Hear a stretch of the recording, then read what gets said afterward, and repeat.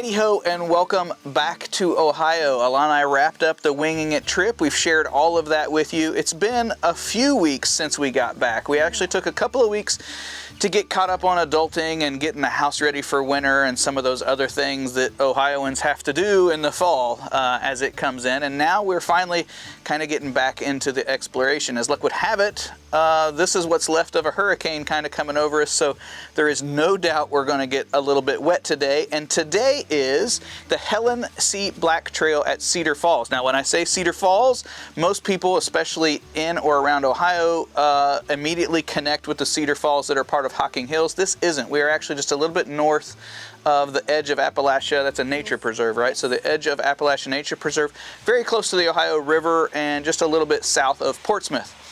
If this looks familiar to you or you've seen it in B-roll, I actually stopped in here just in the parking lot when Alana and I were doing some scouting for astrophotography in the area. This whole area, Serpent Mound, this whole area gets pretty dark.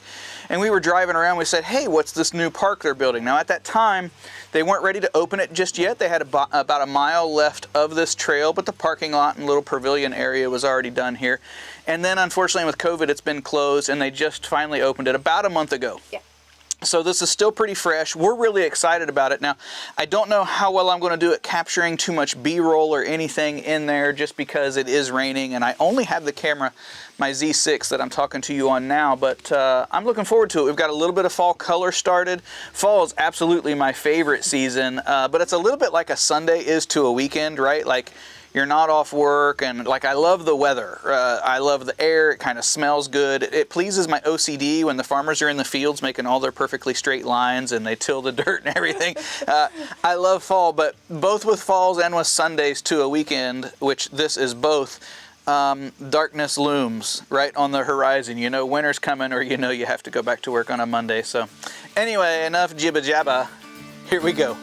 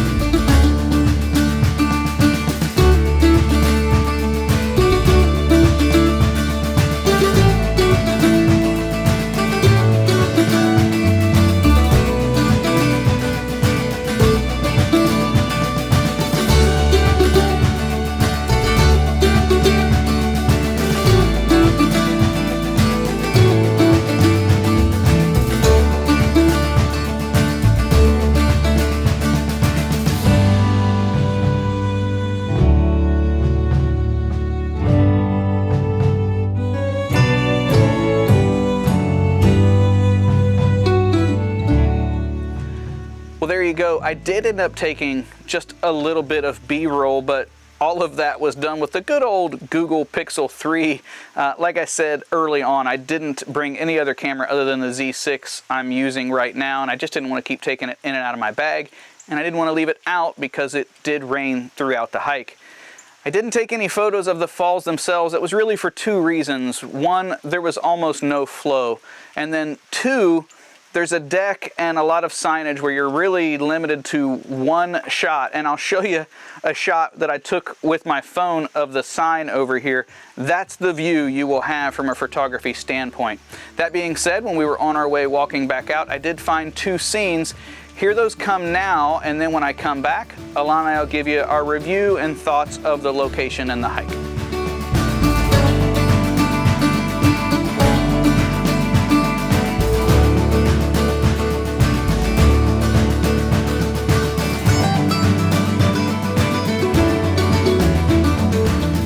Well, hopefully you like those. There wasn't much. Alana and I were solving all of the world's problems and just sort of got caught up in the hike of our feet. And then also, we both very much love hiking in the rain. Just hearing it on the leaves is really something quite nice.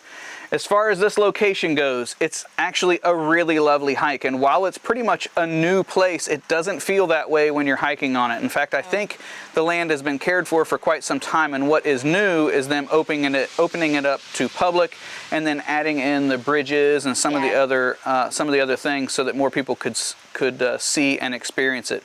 The trail itself is very well maintained. You could do it in gym shoes and shorts for the most part. It's pretty wide in the beginning, but then it turns into a 1.5 track pretty quick. Pretty easy to pass people, but also not one person would use the whole trail with foot stepping as well.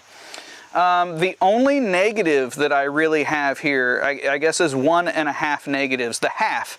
I would love to be able to explore and get down in the ravine a little bit more and get some better positions to photograph the waterfalls. In the end, and because of that, this is definitely a place to enjoy the hike, but there's no need to really take anything more than your cell phone to photograph the falls, because there's one view, and you can basically walk right up there and do it with the phone quite well. Absolutely. So leave that. The hike is great. The full negative is be careful of, I think the intention is to maintain the trail where it kind of gets wet and it does something, but they've put some 1/2 inch thick by about 2 foot wide, 1.5 foot wide rubber down, and it is slicker than snot with just this little bit of rain. Not texturized at all. No, I mean, I don't know. It's just, if it was dry, I'm sure it's fine. Right. It's already got some mud on it. But with a little bit of mud and a little bit of rain, yeah. And I also think this would be an amazing place to take a snowy hike. I can't even imagine how slick that would be with a little bit of snow on it. So it's really easy to hike the whole trail. It's very well maintained. You don't really have to worry about your footing except for there. And it's actually counterproductive, though, I think, what they're trying to achieve. Because it's so slick, you can already see where people are diverting, walking off of it, and the trail's getting a little wider in those spots. A lot spots. wider in those spots as people divert. As far as improvements, things I'd like to see here as they continue to build on the park, I'd like to see some other loops or offshoots where you could maybe turn this into a 5-miler or so. As it stands, it's like a 1.5 mile out, 1.5 mile back, so we've got a little over 3 on us with just kind of going back and forth looking for some photos. And then here in the trailhead itself, I'd love to see at least a porta-john and a trash can get emptied, because Alana and I provided feedback in other places where without those things where people can dispose of things right here close to it, what really ends up happening is there's trash left in the trail. Now we saw none of that on this trail. It was all very clean, with the exception of right here underneath this little gazebo at the trailhead, someone has left trash here. There's a Monster can and a flyer that would normally be here is laying over there. So we're going to end up picking those up so we can dispose of them. But yeah, I would highly recommend visiting the location. The hike is great, but I would attach it to some other hiking in the area, like in the edge of Appalachia, or some of the other things right here around the Wayne National Forest or Peebles. I don't know that the distance and everything, if you had a long drive on you, if it was really worth.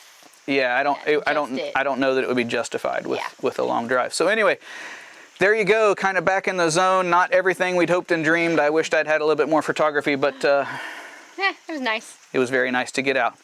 Hey, we'll see you next week. Thanks for following along. Bye-bye.